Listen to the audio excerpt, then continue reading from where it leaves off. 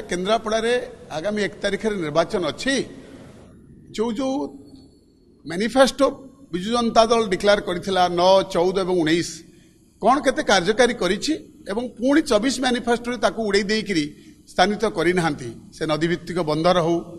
से महाकालपड़ा तापस विद्युत केन्द्र हो सेठी इरिगेशन फैसिलिटी कथा हो महानदी चित्तोत्तल आइलैंड इरिगेशन प्रोजेक्ट को समाप्त करने कथा हो जो कथा विजु जनता दल दीर्घ 9, 14, 19 धरी 3 निर्वाचन में 15 वर्ष जवाब देछि ताहा कौन भाव में एपर्यंत करागला नहीं। केवल केन्द्रापड़िया भुआ बुलेवा और केन्द्रापड़ा को दादन पठेबार जो विचार विजु जनता दल रखी ये नहीं आज भारतीय जनता पार्टी सांबादिक सम्मेलन था ना इनएक्टिव ये शब्द हूँ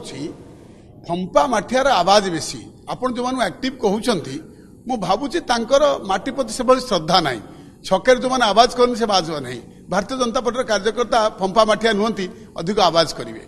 से माने कार्य रचंती।